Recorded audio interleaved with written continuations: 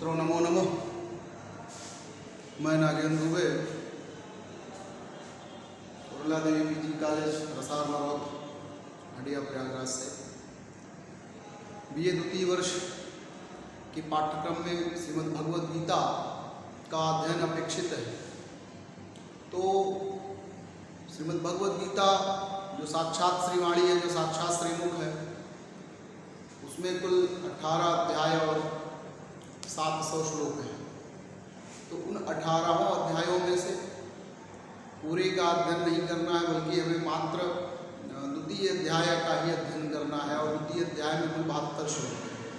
तो उसी में हमने आपको उन 72 में से संभवतः 29 श्लोक आपको हमने पढ़ा दिया था, और आज 30 के आगे जो भी श्लोक हैं उनके विषय में हम आप पढ़ेंगे।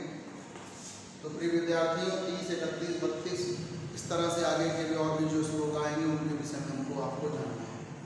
तो श्रीमद् भगवद गीता साक्षात श्रीमुख, गीता सुगीता कर्तव्या किमन्यय शास्त्र विस्तरैः या स्वयं पद्मनाभस्य मुख पद्माद में निःसृताः।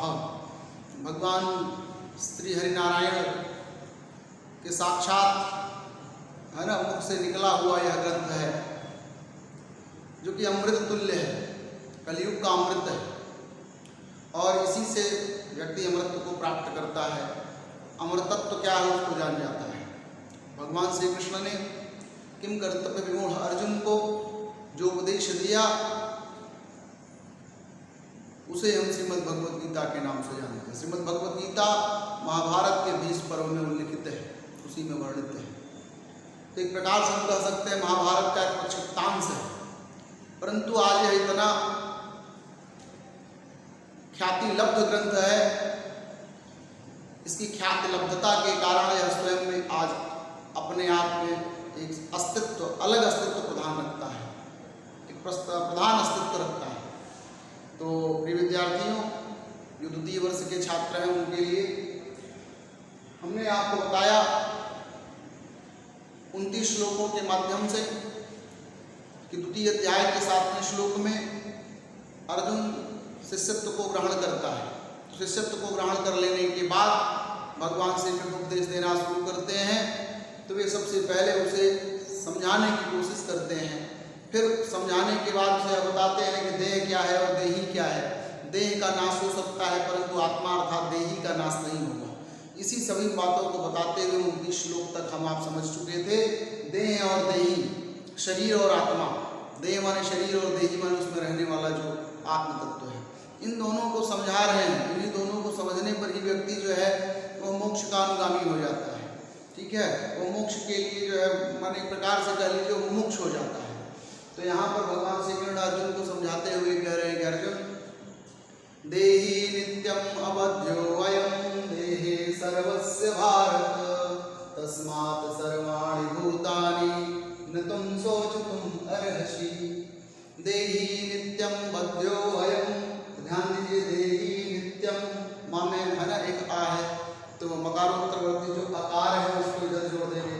तो देही नित्यम अवध्यो वयम देहे सर्वस्य भारत तस्मात् सर्वाणि भूतानि न तुम शोचितुम अर्हसि।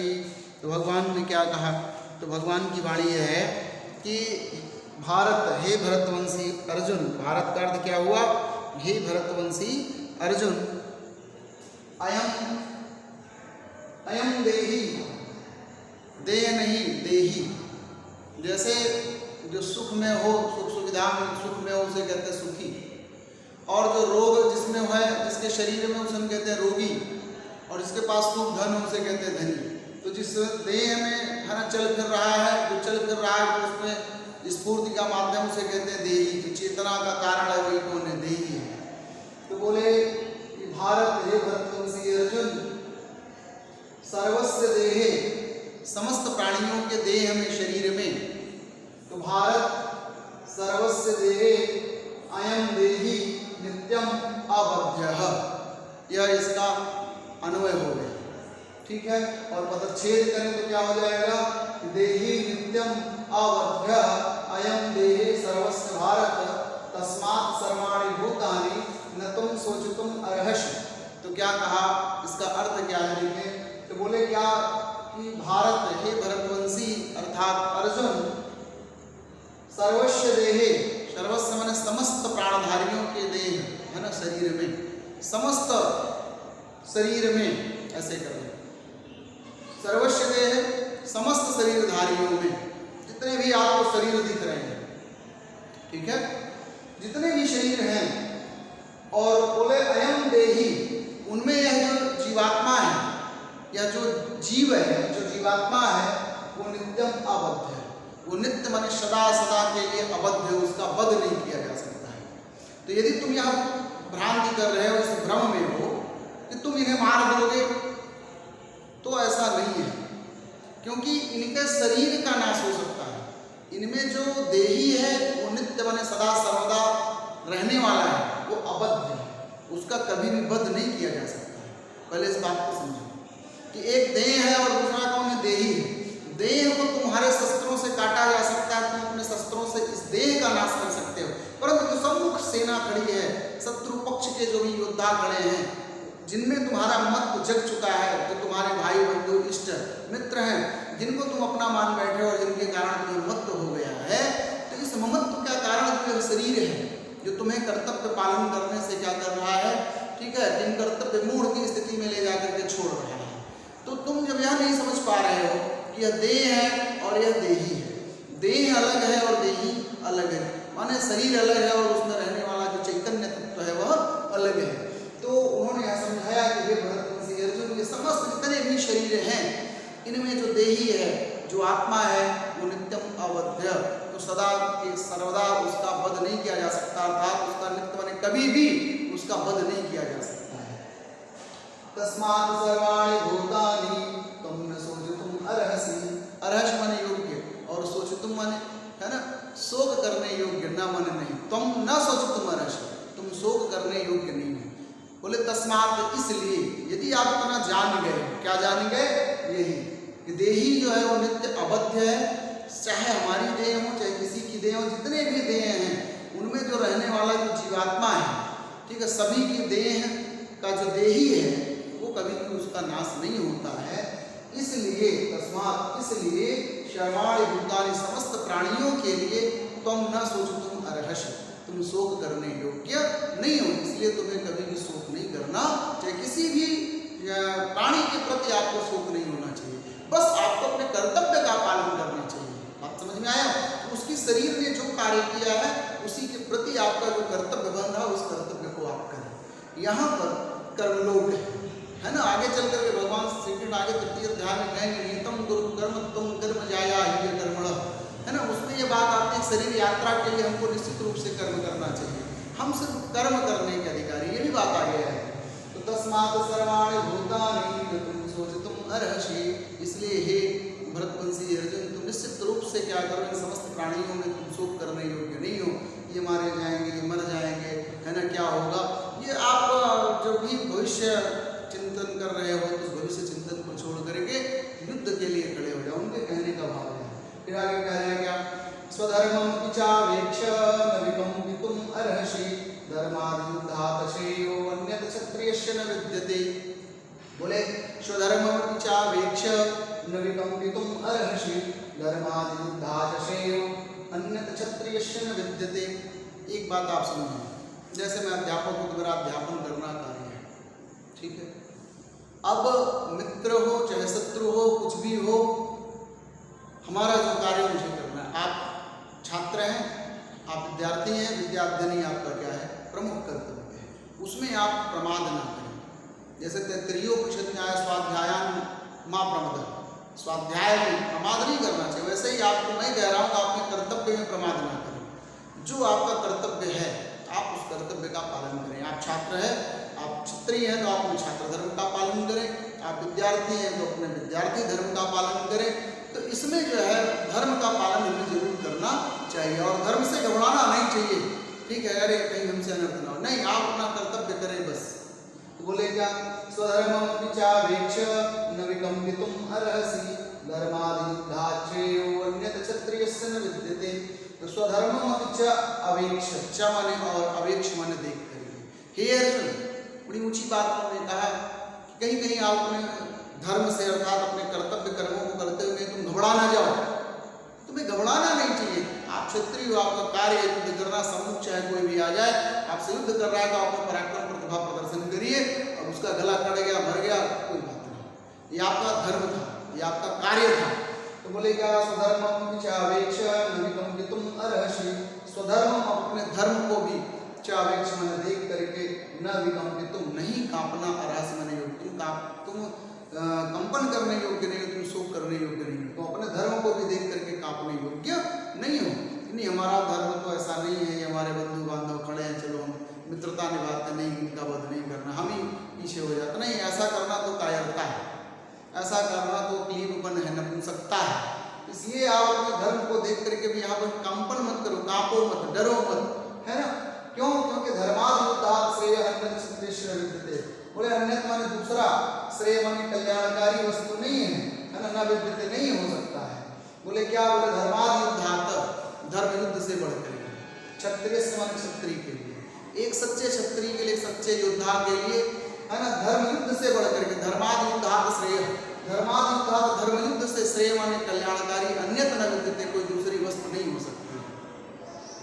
भाई आप मान के चलिए जैसे कोई सिपाही जो है, कोई सैनिक जो है वो सेना में जाने की तैयारी करता है, कोई छात्र, और वो मान लीजिए वो सैनिक होता नहीं है, तो सैनिक हो गया और उसने 11 महीने की ट्रेनिंग करने के बाद सीमा पे गया, और फिर ऐसे इस तरह अपना इधर उधर पोस्टिंग में उसकी पोस्ट ड्यूटी होती रही। परंतु अब क्या हुआ कि उसने अपनी संपूर्ण लाइफ में जो ट्रेनिंग ली है, उस ट्रेनिंग का प्रदर्शन करने का उसे अवसर न मिला, तो फिर वो एक प्रकार से माना जाता है कि सौभाग्यशाली क्षत्रिय नहीं है। परंतु जैसे कोई क्षत्रिय है और यदि वह, तो उसने अपनी जो प्रशिक्षण विद्यालय, धर्म विद्या, मान लीजिए एक प्रकार जो भी अस्त्र शस्त्र चलाने सीखे, परंतु उसे कभी भी शत्रु पक्ष के योद्धाओं से युद्ध करने का अवसर ही नहीं प्राप्त हुआ, तो उसने जो इस प्रकार की विद्या हासिल की उसका क्या औचित्य? उसने जो भी गोली बारूद चलाना सीखा उसका खुल करके कहीं प्रदर्शन करने का अवसर ही नहीं मिला, तो फिर उस प्रशिक्षण का क्या औचित्य है? आप समझ में आया? तो कहने का मतलब यह है, उस प्रशिक्षण का औचित्य तो उसके आत्म बचाव के लिए है, ठीक है, देश की रक्षा के लिए सब कुछ सही है, परंतु इसमें से कुछ ऐसे भी सौभाग्यशाली लोग होते हैं जिन्हें इस तरह के युद्ध का भी अवसर प्राप्त होता है। तो इस तरह के युद्ध के अवसर के लिए, इस तरह की प्रतिभा का प्रदर्शन करने के लिए ही तो आप वहां पर जाते हैं। आप समझ में आया? तो कहने का भाव यही है कि धर्माद्युद्धात् श्रेयः अन्यत् क्षत्रियस्य न विद्यते, माने धर्मयुद्ध से बढ़कर के क्षत्रिय के लिए और क्या कोई दूसरी वस्तु कल्याणकारी नहीं हो सकती है। जैसे जो क्षत्रिय खूब हथियार चलाना सीखा, अब धर्म की बात आई, देश रक्षा की बात आई है, और वहां पर वो अपने हथियार डाल देते, तो ये तो कायरता है। समझ में आया? तो यहाँ पर आप अपनी वसुधा के लिए लड़ोगे, अपने राज्य खोए हुए वैभव को लड़ोगे, अपने प्रजा की संरक्षा के लिए। आपकी प्रजा जो है आपके लिए कितनी बेचैन है, आपकी प्रजा, ठीक है, आपसे अलग हो गई, आपकी प्रजा की संरक्षा हेतु क्या करेंगे? युद्ध करेंगे। तो इस तरह से ये क्या एक प्रकार का धर्म युद्ध है। तो जैसे वह सिपाही और सैनिक जो होता है अपने देश के लिए क्या करता है? युद्ध करने के लिए बिल्कुल तैयार रहता है, परंतु वह क्या करे? युद्ध की स्थिति में जाकर के हथियार रख करके नहीं, हमसे युद्ध नहीं होगा, ऐसा नहीं, इसमें बड़ी हिंसा हो जाएगी, बड़ा रक्तपात होगा। तो इस तरह की अगर वो कायरतापूर्ण बातें करें तो फिर, है ना, ये शोभा के खिलाफ में ये श्रेयस्कर कार्य नहीं है। इसी बात को भगवान श्री कृष्ण ने समझाने की चेष्टा की। यहाँ पर आपका ये जो युद्ध है ये धर्मयुद्ध है।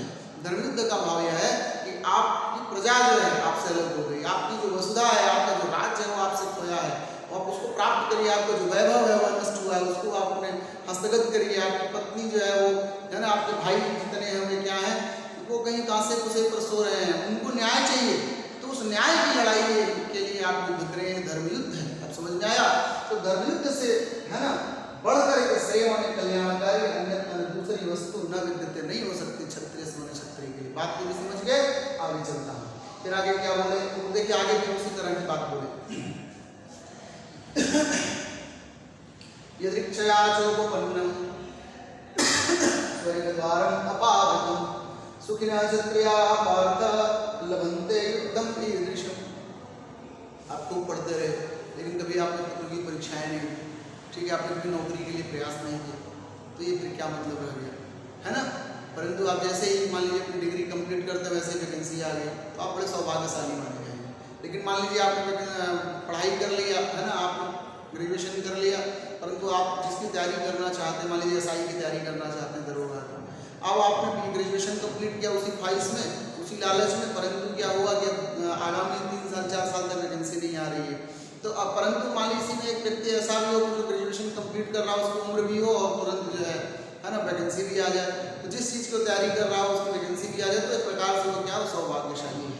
तो इसी बात को भगवान श्री कृष्ण समझाने की कोशिश कर रहे हैं कि देखिए सभी क्षत्रियों को इतने बड़े महाभारत के युद्ध में, ठीक है, कुरुक्षेत्र में युद्ध करने का गौरव नहीं हासिल होता है। यह एक प्रकार की गौरव की बात है ना। सबके लिए ऐसा युद्ध कहाँ नसीब में है। तो आप कल्पना करके सोचिए कि जो राम और रावण की जो सेना थी उसमें जो लोग लड़े हैं वो भी बड़े सौभाग्यशाली रहे होंगे, ठीक है। और इसी तरह से जो महाभारत का युद्ध जो कुरुक्षेत्र में संपन्न हुआ उसमें जो योद्धा का कार्य किया तो वो आज हमारा है ना अजर हो गए। तो इस तरह भगवान से समझाने की कोशिश कर रहे हैं यदिच्छया चोदपन्नम स्वर्गद्वारम अपावृतम सुखिनः क्षत्रियः पार्थ लभन्ते युद्धम ईदृशम। तो भगवान श्री कृष्ण ने समझाने की कोशिश चेष्टा की यदि इच्छा है ना, अपने इच्छा से, स्वेच्छा, यदृच्छया, यद माने जो इच्छा माने यदृच्छया, स्वेच्छा से अपने आप उपन्न माने प्राप्त होने वाला, च माने और उत्पन्न, चोपन्न च धन उपपन्न, च धन उपपन्न, बोले यदृच्छया माने स्वेच्छा से ही और उपपन्न माने स्वयं प्राप्त होने वाला, स्वर्ग द्वारम अपावृतम, अपावृत माने खुले हुए स्वर्ग द्वार के समान, युद्धम माने युद्ध, ईदृशम माने इस प्रकार का युद्ध। समझ आया। स्वेच्छा माने अपने आप, जैसे आप एक चेष्टा करें, समझने की कोशिश करें, जैसे लोग लक्ष्मी की प्राप्ति हेतु दर दर भटक रहे हैं, परंतु जैसे कोई व्यक्ति ना भटके उसके लिए लक्ष्मी खुद ही भटक रही है। तो यही बात यहाँ पर है, ठीक है। ये युद्ध जो है ऐसे मान के चलो कि तुम्हारे लिए खुद ही प्रतीक्षा कर रहा है। बात समझ में आई। तो बोले क्या इच्छा, अपनी इच्छा से, स्वेच्छा माने अपने आप, आपको उसमें कहीं कोई प्रयास नहीं करना पड़ रहा है। और उपपन्न माने प्राप्त होने वाला, स्वेच्छा माने अपने आप प्राप्त होने वाला, और स्वर्ग द्वार अपावृतम, अपावृत माने खुले हुए स्वर्ग द्वार के समान, ईदृशम युद्धम, ईदृशम युद्धम माने इस प्रकार का युद्धम माने युद्ध, पार्थ हे पृथा के पुत्र अर्थात अर्जुन, सुखिनः क्षत्रियाः लभन्ते, सौभाग्यशाली क्षत्रियों को प्राप्त होता है। अब समझ में आया। हे पार्थ, हे पृथा के पुत्र, माने यहाँ भाव यह है कि आप कोई जनरली क्षत्रिय नहीं, कोई सामान्य क्षत्रिय नहीं, बल्कि आप पृथा, पृथा शब्द इसलिए यूज किया क्योंकि पृथा कुंती का नाम था, ठीक है, और आप कुंती के पुत्र हो। और कुंती शब्द को अगर देखा जाए तो वो सामान्य क्षत्रिय है ना, वो एक ऐसे राजवंश की कन्या थी, एक ऐसे राजा की कन्या है, राजा पृथु की लड़की थी। किसकी? राजा पृथु की। तो राजा पृथु की कन्या होने के कारण उसको पृथा कहा गया, और पृथा का पुत्र होने के कारण अर्जुन को पार्थ कहा गया।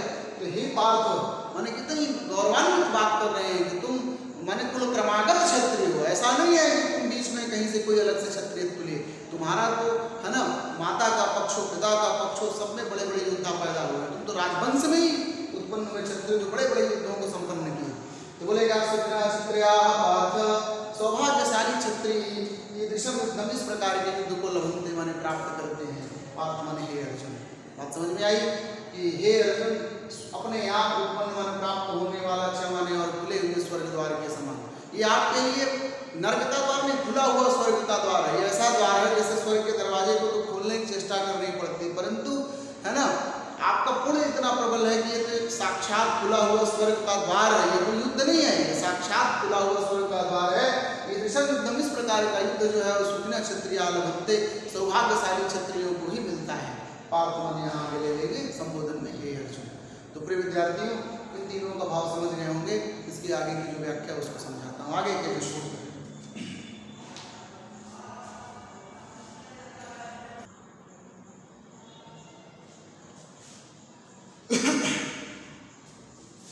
तो प्रिय विद्यार्थियों यह जो 33 और 34 श्लोक हैं इनका जो है ना भाव है उनको हम आप समझने की चेष्टा करते हैं। यहाँ भगवान श्री कृष्ण पुनः एक बार में संबोधित करते हुए कह रहे हैं अर्जुन अथ चेत्त्वं धर्मं संग्रामं न करिष्यसि तथा स्वधर्मं कीर्तिं च हित्वा पापं अवाप्स्यसि हित्वा। ठीक है। अथ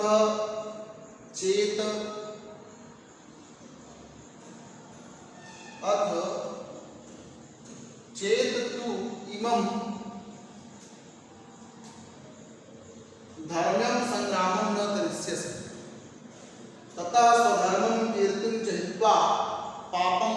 अवाप्स्यसि। बोले क्या? अर्थ एक आरंभ सूचक अव्यय है। बात पुनः प्रारंभ कर रहे हैं। हे अर्जुन, चेत यदि, चेत यदि, त्वम माने तुम, अत चेत त्वम इमं धर्म्यं संग्रामं न करिष्यसि। बोले चेत माने यदि, त्वम माने तुम, इमं धर्म्यं संग्रामं न करिष्यसि, यदि इस धर्म संग्राम को नहीं करोगे, यदि तुम इस धर्म युद्ध को नहीं करोगे, तथा माने तो फिर स्वधर्मं कीर्तिं च हित्वा, तो आप अपने धर्म को, अर्थात आपके भीतर जो कौशल है, जो कुशलता है, जो एक धनुर्विद्या का कुशल प्रशिक्षण है, उसका और उससे प्राप्त हुआ जो कीर्ति, जो यश है, इन सबको हित्वा माने छोड़ करके पापम अवाप्स्यसि, पाप को प्राप्त होगे। आप अपने कर्तव्य पथ का पालन नहीं करोगे तो पुण्य का नहीं, पाप को प्राप्त करोगे। बात समझ में आया? जैसे कोई पदासीन व्यक्ति है, उस पर जो भार आरोपित किए गए, यदि वो अपने कर्तव्य का निर्वाह नहीं कर रहा है, तो एक तो कर्तव्य निर्वाह न करने का उसे पाप भी लगेगा, और दूसरी ओर वह अकीर्ति का भी, अपयश का भी भागी होगा। जैसे कोई दरोगा जिस पर क्षेत्र की सुरक्षा का दायित्व है, यदि वो रक्षक न बन करके भक्षक बन जाए, तो फिर वहाँ क्या होगा?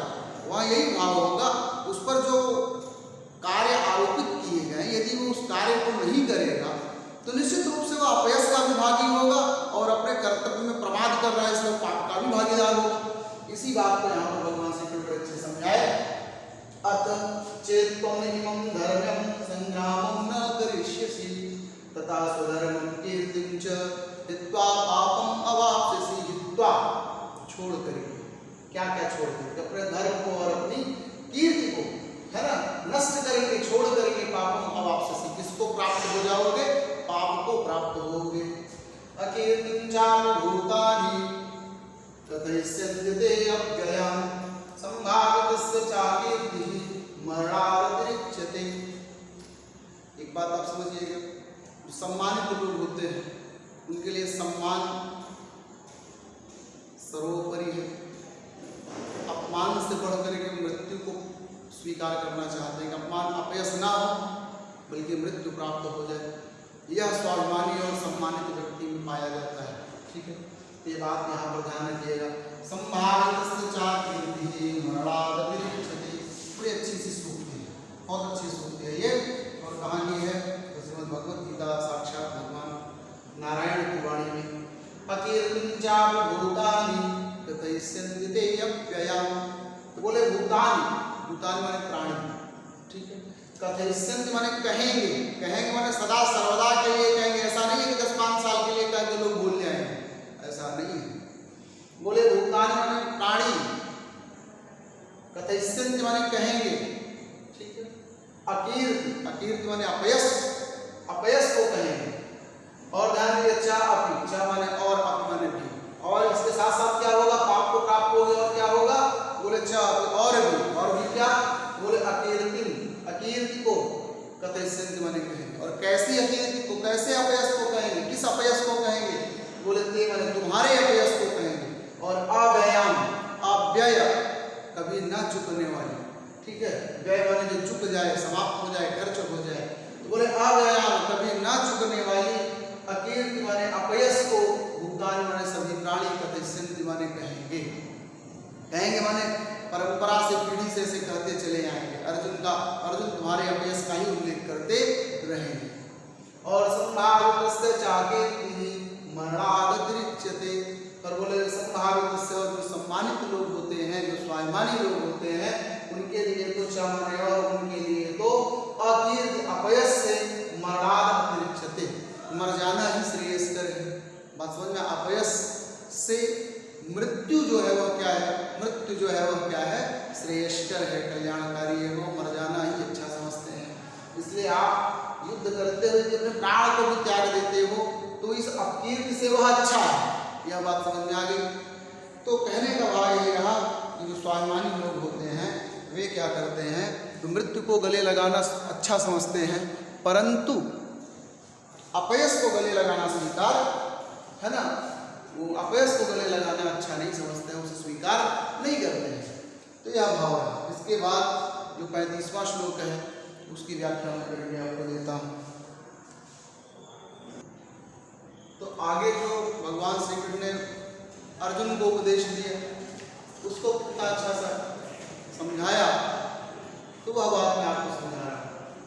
कहा कि भयादरादो परतम मत्स्यन्ते कामहारथाः येषां च त्वं बहुमतो भूत्वा यास्यसि लाघवम्। बड़ी ऊंची बात है कि मत्स्यन्ते कामहारथाः, त्वाम माने तुझको, तुमको, हे अर्जुन, त्वाम तुमको, महारथाः ये जितने महारथी हैं जो कभी तुम्हें बहुत बड़ा योद्धा समझते, आज वही महारथी त्वाम माने तुम्हें, भयार माने भय के कारण, रणार माने रण से, उपरतम माने हटा हुआ, मत्स्यन्ते माने मानेंगे, माया समझेंगे। यदि तुम युद्ध नहीं करते, तुम तो मोह में आकर के युद्ध नहीं कर रहे, परंतु जो महारथी लोग हैं, जो योद्धा लोग यही मानेंगे कि अर्जुन तो युद्ध करने से क्या हुआ, डर गया, उसे यह लगा कि मैं युद्ध नहीं जीत पाऊंगा, इसलिए उसने हथियार डाल दिए, अस्त्र शस्त्र जो है रख करके, है ना, कायरों की बात रो रहा है। तो वह यह बात आपको नहीं स्वीकार की जाएगी कि आप मोह में आकर के, है ना, हमारे भाई हैं, बंधु हैं, गुरुजन हैं, इस तरह समझ करके तुम युद्ध से अलग होगे, परंतु समाज ये नहीं समझेगा। योद्धाओं, विशेष रूप से तो योद्धाओं का जो समाज है वह तो यही मानेंगे कि त्वाम माने तुम, भयाद रणाद उपरतम, तुम भय के कारण क्या हुआ, रणाद उपरतम, रण से, युद्ध से क्या हो, अलग थलग कर लिए हो स्वयं को। समझ में आया कि महारथा माने जो महारथियों का वृंद है, जो झुंड है, त्वाम माने तुमको, भयाद रणाद उपरतम मत्स्यन्ते, भय से अलग हुआ समझेंगे। और च माने और, ये साम माने जिनकी दृष्टि में, त्वाम बहुमतो, तुम बहुमतो माने बहुत सम्मानित हुए थे, है ना, तो बोले यास्यसि लाघवम्, आज वही तुमको तुच्छता को प्राप्त, माने जिनकी दृष्टि में तुम बहुमतो भूत्वा, बहुत सम्मान को प्राप्त किए थे, बोले यास्यसि लाघवम्, लाघव का तो तुच्छता, आज वही आपको तुच्छ नजरों से देखेंगे। तो ये साम माने जिनकी दृष्टि में तुम बहुमतो भूत्वा, तुम्हें बहुत बहुमत माने बहुत सम्मानित दृष्टि को प्राप्त होकर के आज उन्हीं की दृष्टि में लाघवों में आश्चर्य लघुता को प्राप्त हो जाओगे, अर्थात तुच्छता को प्राप्त होगे। इसलिए हे अर्जुन, आप युद्ध करें, युद्ध ही आपके लिए क्या है, श्रेयस्कर है। क्योंकि उन्होंने पूछा था ना, क्या पूछा था, उन्होंने पूछा था यत श्रेय स्यात् तन्मे निशितं गुरु शिष्यस्ते हम साधिमाम काम प्रपन्नम। भगवान श्री कृष्ण अर्जुन ने गीता के 2 अध्याय के 7वें श्लोक में यह बात कही, यत श्रेय, जो कल्याणकारी स्यात् होवे, तत्मनुषी बात को मैं निशितम गुरु, आप मुझे निश्चित रूप से कहें। क्यों?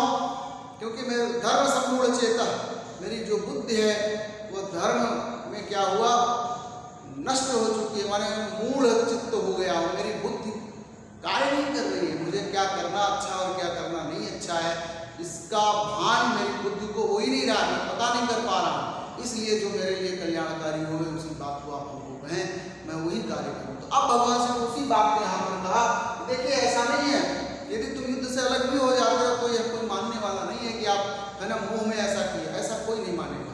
इसलिए आपके लिए जो कल्याणकारी मार्ग है वो यही है कि आप एक क्षत्रिय की भांति युद्ध करें, आप अपने कर्तव्य पथ का क्या करें, है ना, पालन करें। तो प्रिय विद्यार्थियों, आज के लिए बस इतना है। आगे जो भी 72 माने 35 लगभग आज आधा हो गए, फिर आगे वाले जो 72 माने लगभग 35-36 श्लोक शेष बच रहे हैं 37, उनको मैं आपको 2 खंडों में